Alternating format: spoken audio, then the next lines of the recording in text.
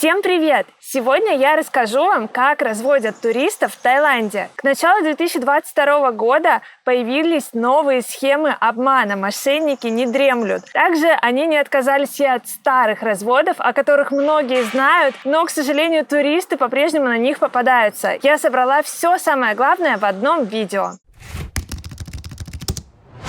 Начну со свежего примера. Сейчас для того, чтобы въехать в Таиланд, всем туристам нужно оформлять специальное разрешение. Чтобы получить тайпас, вам нужно выполнить несколько простых условий. И среди них необходимость обязательно забронировать отель с пометкой ША+.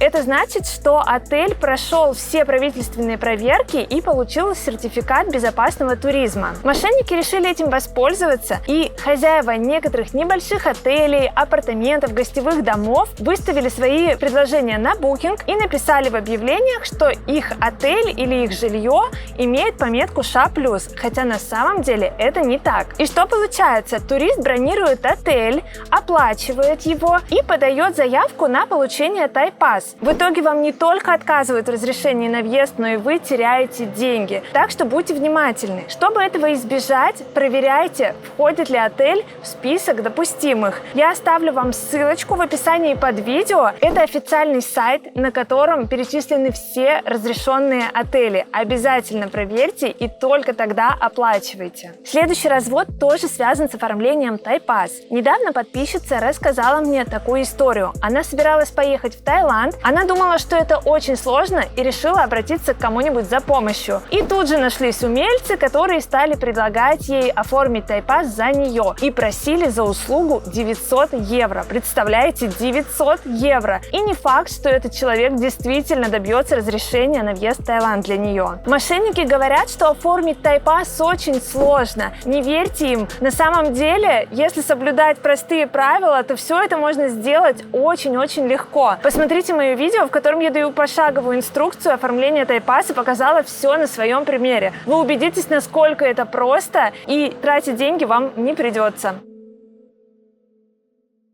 Следующий развод – необоснованное завышение цен. В этом году я искала квартиру на Пхукете, хотела пожить там, а не на Самуи, где я нахожусь сейчас, и просмотрела несколько предложений. И все цены мне показались жутко завышенными. Например, мне предложили крохотную студию в отдалении от моря, до него 900 метров, за 25 тысяч бат плюс коммунальные услуги, то есть почти 57 тысяч рублей в месяц плюс коммуналка. Находится она на пляже Корон. Раньше он был популярным туристическим местом. Я спросила, почему такие высокие цены? Мне сказали, извините, мы очень долго сидели без туристов, и сейчас, понимаете, пик сезона. Дешевле вы нигде не найдете. Я решила проверить и узнала, что в Паттайе и на Самуи ситуация с жильем совсем другая. Здесь можно спокойно найти однушку или даже домик до 10 тысяч бат. Например, сейчас я снимаю однокомнатную квартиру, которая мне очень нравится, всего за 8 тысяч бат в месяц. Да, Пхукет всегда был дороже, чем другие курорты, но о каком пике они говорят? Посмотрите мои видео с пляжей Корон и Ката.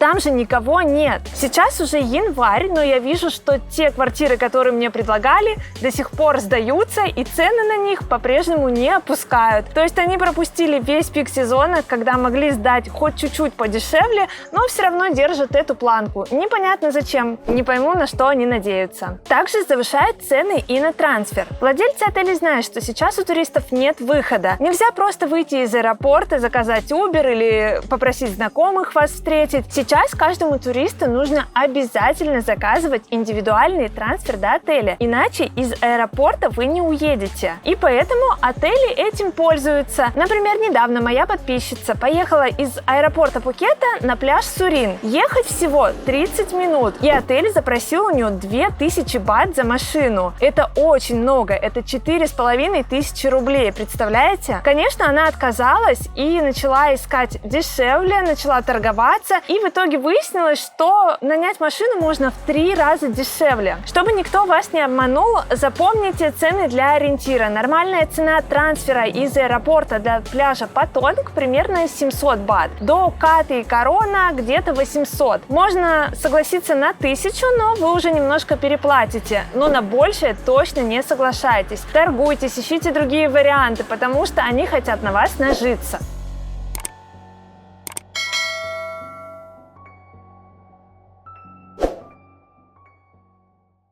Следующий развод очень популярный, мне кажется, о нем многие слышали, но туристы до сих пор попадаются, поэтому я еще раз его повторю. Он касается аренды байков. Вы приходите арендовать байк, и у вас просят в залог либо паспорт, либо деньги. Вы оставляете, уезжаете, катаетесь на нем, и в конце срока приходите сдавать, а владелец делает огромные глаза, принимает такой злобный вид и говорит: «Здесь царапина! Что ты наделал? Я не отдам тебе твой залог или не отдам паспорт, пока не оплатишь штраф». И вы уже ничего не докажете. Если вы начнете с ним спорить, то он может вызвать полицию, и, к сожалению, правда будет на его стороне. Хотя, конечно, вы ничего не делали, вы-то знаете, что вы не царапали этот байк, но вы не сможете этого доказать, и поэтому проще будет заплатить, чем связываться с тайской полицией. Чтобы этого избежать, я советую, во-первых, никогда не оставлять паспорт. Ищите те места, где можно оставить ксерокопию. Или соглашайтесь на залог, если уже никаких других вариантов нет. Лучше потерять деньги, чем встрять в неприятную ситуацию с полицией. А чтобы минимизировать риски, я советую вам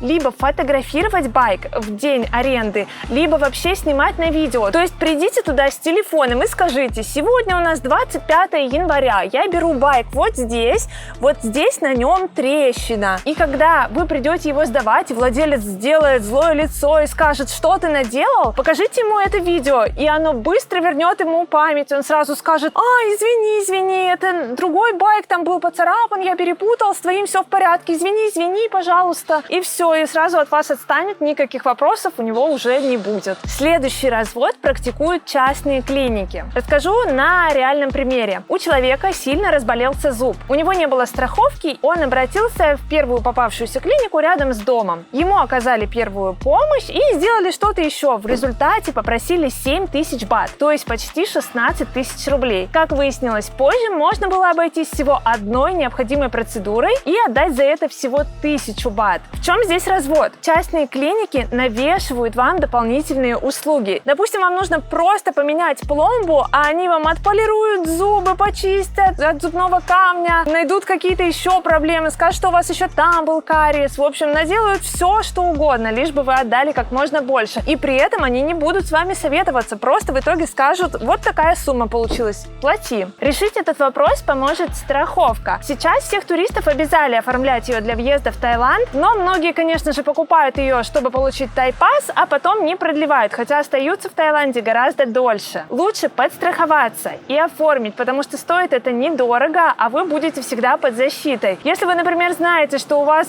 часто бывают проблемы с зубами, купите вы эту страховку, платите за нее не так дорого, но зато если придет беда, вы будете к этому готовы. Государственным клиникам, в которые отправляют по страховке, нет смысла навешивать вам дополнительные услуги. Они делают ровно столько, сколько нужно. Если они делают больше, вы все равно за это не платите, поэтому им выгодно сделать все сразу и хорошо, чтобы у вас больше не возникало никаких проблем и вы больше к ним не приходили. В описании я вам оставлю ссылочку на сайт, где я беру страховку сама, и там можете посмотреть уже варианты, взять, например, расширенный вариант, чтобы она покрывала стоматологию, или возьмите просто самую простую для экстренных случаев. Но не оставайтесь совсем без нее, потому что это может обернуться очень большими проблемами и большой потерей денег.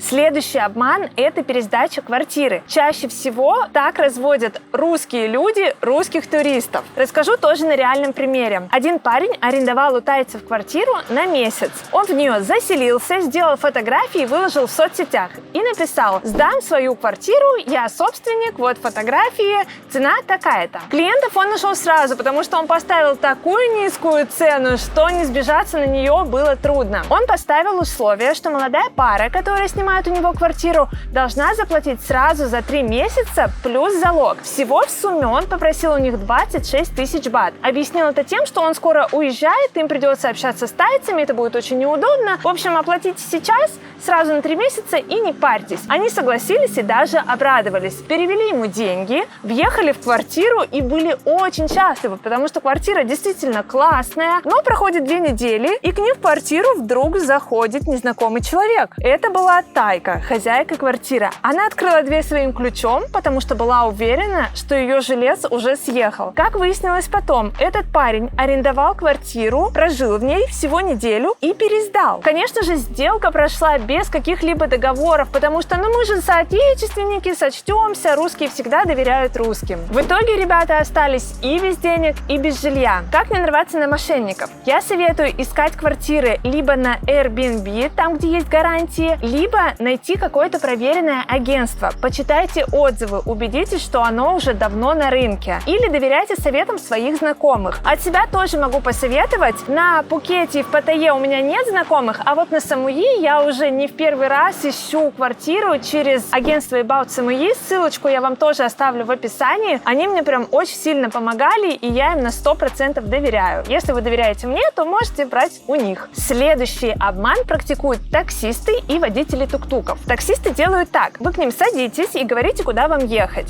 Они включают счетчик и начинают возить вас кругами. Вам ехать всего 15 минут, а вы можете ехать все 40 или даже час. В результате он попросит у вас просто немыслимую сумму. Чтобы этого избежать, всегда примерно накиньте маршрут в голове, постройте его на карте и знайте, сколько вам ехать. Если вы понимаете, что едете уже слишком долго и заехали в какие-то дворы, скажите об этом таксисту. Он тут же сделает невинные глаза и скажет, что извините, я не знала этой дороги, да, так можно было, и привезет вас уже куда надо. И еще не все знают, что с водителями такси, которые работают по счетчику, можно договариваться. Вы заранее с ним оговариваете сумму, и если она вас устраивает, то вы просто отдаете ему эти деньги и едете уже без всяких счетчиков. Водители тук-туков всегда тоже хитрят. Они называют гораздо большую сумму, чем требуется, потому что они видят вас туристов и думают, что вы очень наивный. В тук-туках никогда не написаны цены на билеты, и никто точно не знает, сколько стоит поездка. Выяснить цену можно либо почитав в интернете, либо посмотрев видео каких-то блогеров. Никогда не нужно спрашивать у водителя, потому что он всегда называет огромную сумму, которую просто не существует. Так, например, недавно я ехала на Самуи примерно полчаса, и когда я выходила, водитель сказал 200 бат. Я говорю, вы что, я вчера ехала за 100 бат, тоже расстояние. Я сказала, что я не турист, я местная и знаю правильную сумму. И он сразу успокоился и такой говорит, окей, все нормально. И взял с меня всего лишь 100 бат вместо 200, которые хотел изначально. Так что всегда показывайте, что вы знаток, что вы уверены, и лучше попробуйте дать меньше, если вы точно не знаете, сколько нужно дать. И если он будет не согласен, он будет активно настаивать, если вы даете прям мало. А если вы даете нужную сумму, то он быстро успокоится и не будет предъявлять вам претензии. Он же знает, что правы вы.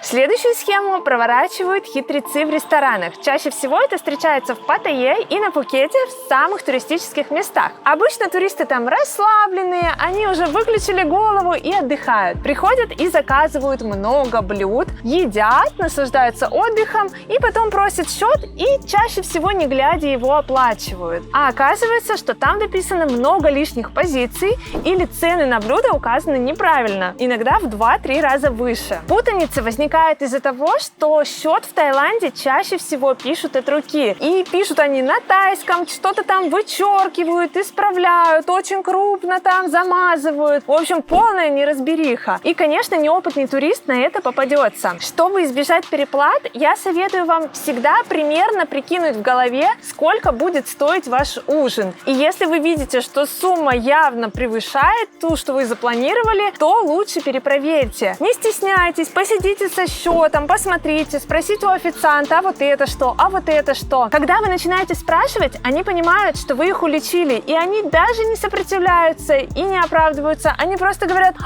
перепутал, случайно, извините, и сразу же пишут вам верный счет. А еще всегда пересчитывайте сдачу, потому что тайцы и в кафешках, и в ресторанах очень любят не додать пару двадцаточек или даже пару соточек. Так что будьте внимательны. Если вы ни разу не были в Таиланде, то после моего видео вам может показаться, что тут сплошной развод и все хитрят, как в Египте, постоянно обманывают туристов. На самом деле все не так страшно. Чаще всего тайцы просто чуть-чуть хитрят, чтобы немножко подзаработать. А если встречаются какие-то крупные разводы, то это большая редкость. Причем, как ни обидно, чаще всего русские разводят русских, потому что наши с ними отношения чаще всего строятся на доверии. Просто всегда будьте внимательны, гуглите то, что вам непонятно, или если что, пишите мне, может быть, я вам что-то посоветую. Поделитесь, пожалуйста, в комментариях, если вы сталкивались с какими-то разводами или обманом в Таиланде. Я думаю, это будет очень интересно и полезно всем, кто сюда собирается. Обязательно поддержите меня лайком